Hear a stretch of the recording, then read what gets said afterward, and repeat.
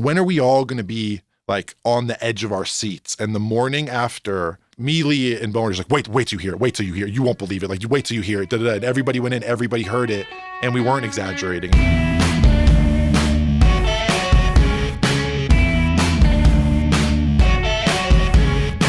This episode is being supported by Tapit. If you currently use voice notes to record your ideas, you should try Tapit instead.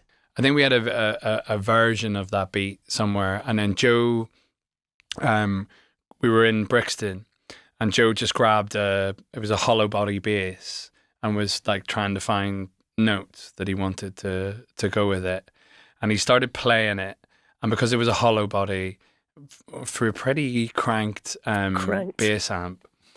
It started feeding back while he was making these notes, and there was a really sick harmonic came through, and we were all like, "Oh, that's sick, that's sick, that's sick!" So Mikko can play that bit. So he's kind of playing. This is one of those moments where Kenny talked to where you just got no clue what is happening, but something sounding really cool, and you're just capturing this kind of wild stuff, and you're like, "How is this going to turn into a song?" But.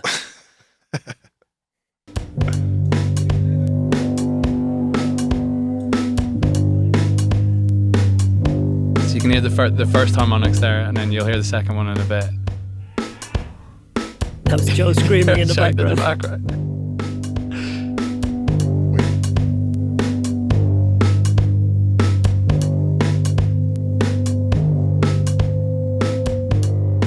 Nice. And so we had the bass feedback, and there was like these different harmonics, and then we kind of moved around the room, found the different harmonics, and then we started to create these chords from it that then became the chords across the bit. But at first they sounded bad when it was all feedback. I remember there being the idea of feedback chords came up, and says, if you know Lee and Bowen, like feedback chords is something that you would have thought would have came up 3 albums ago, because they use feedback in a very artistic way, and every album has a whole day of just feedback takes, of just playing through the songs the loudest they possibly can, not replaying parts, just to kind of fill in bits and here and there. I've never seen anyone do anything like that, but they came up with this idea, and the feedback actually against each other sonically was really hard to read, and even hard panned on different sides, one note at a time with a bunch of EQ. It didn't create this kind of big full kind of cloud thing that I think we were hoping for. And we had a phrase between like the band and I that started the day that this song kind of got figured out, which was there was a night where there was all this feedback stuff in the computer. People had tried a bunch of different kind of overdub versions of what this idea is. And Nige started to kind of do it his way. And he almost was kind of, I think, frustrated with all of us. It was kind of just like, it was kind of like a move kind of vibe. And walked over, he added a few different things to it that were already things that were in there harmonically, but played different ways and done different ways. And me, Lee, and Bowen, I kid you not, jumping up and down, like running around the back of the room in La Fabrique, but trying not to let him hear us. So we're like pushing each other, but we're both like, shh, because we're so excited hearing what he's doing. And Nigel walked up to the computer, sat right there for 15 minutes and just started shifting all of the feedback, all of the things that he kind of put in, and we were like really punching each other, like, what is happening? And we called it full Nigel. So from then on, it was like, he's going full Nige. Yeah. And that was the first time. So yeah, what it was like, we were at one point, and I think Joe had gone to bed, and I was like, pop needs more chords. So we got the Prophet up, and I just started trying to find chords. And I was just playing lots of different stuff. Yeah. And Nigel was just grabbing it all. And I was just like, couldn't, like, I was playing all these different, like, just like 2-note things, 3-note things, trying to like really expand out and do lots of different stuff. But always a note that isn't already there. I remember it was always like, what note isn't there that could be there? And that kept going on for like how many notes can fit. And then Nigel just like took it and chopped it all up and put it in, and we were all going, what? To me, it was so exciting to see as someone who grew up programming drums and doing so much on a computer with samples, because you think of a guy like Nigel as someone who's like this purist, you know what I mean, guy who records bands and instruments in this way and just is basically chopping samples, you know what I mean? He was taking just these little bits of all these recordings that were kind of inconsequential, and he was arranging them in a way where I think there was an 8 or 9 minute version of it. And we were arguing that like it has to be that, because we couldn't figure out where the fat was after Nigel had put it all together. And sorry, put the other prophet in, I was going to say. So what are we hearing here, Mikko, then? This is just all different kind of prophet tracks that have been cut up and put together. So these are all the different prophet things that Bowen worked on and other people worked on. Then this is Nigel's rearrangement of all these into some kind of form. Yes, and layered in with feedback also. Right. So it becomes kind of hard to tell on first listen for people what's real feedback, what's a prophet, where does one thing end, where does one start? Yeah, we had the prophet going for a big muff as well, so that's giving all those kind of distortion overtones there. So sick. And like that night, it kind of went from like, oh, it's just a loop, to this is like maybe what this record is. Yeah. This episode is being supported by Tapit. If you, like so many of our guests, use voice notes to capture your ideas, you are going to love Tapit. It is the iPhone recording app designed specifically for musicians and songwriters. With Tapit, you can record straight from your lock screen, set markers, add notes, and even include photos of settings. Plus, there's cloud sync, you can import your old voice notes, and to stay on top of it all, Tapit has great labeling features like automatic instrument detection.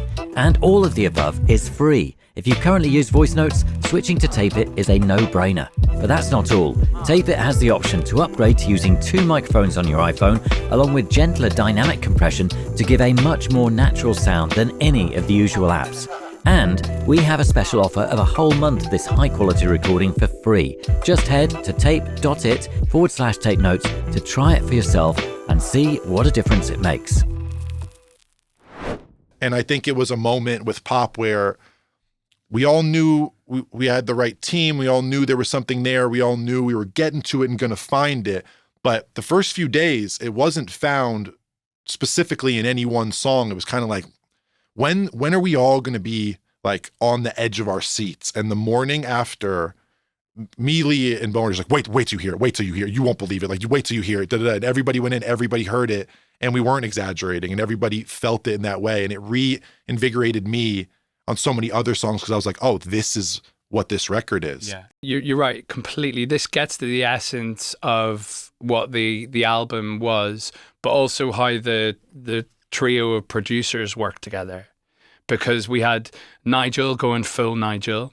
We had Kenny going full Kenny. Like, you know, if you hear the vocal ad-libs, the like, face, that bit, that's all Kenny, that's pure Kenny. The drums, pure Kenny. The big filter bit when it comes in. Some of the fills, we chopped the drums. Yeah. Like that, the bit where it comes back in, like everyone went full Kenny. And then we got like, you know, I did the Aphex Twin crawler machine thing on the drums, in that kind of end bit. And it's just where everyone kind of like, we all synced up and we understood our roles. And it wasn't that anyone had one particular role. It was just that we would serve the song as best we could given our tools, and everyone was also open to each other using each other's tools. Yeah. And then that was the cool thing, because it was like, there's a bit of the crawler drums. Yeah. So this is it going through the thing I call the crawler machine. Yeah, so the crawler machine got invented during Crawler, and it's basically like a very interesting combination of pedals and hardware that Bowen started needing to use live to recreate some of the Crawler moments.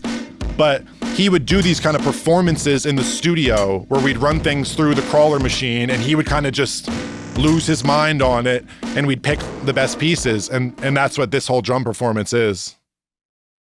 It's the thing I get asked about the most when people hear the record, is like, what happened to those drums, or what are those drums doing? Yeah.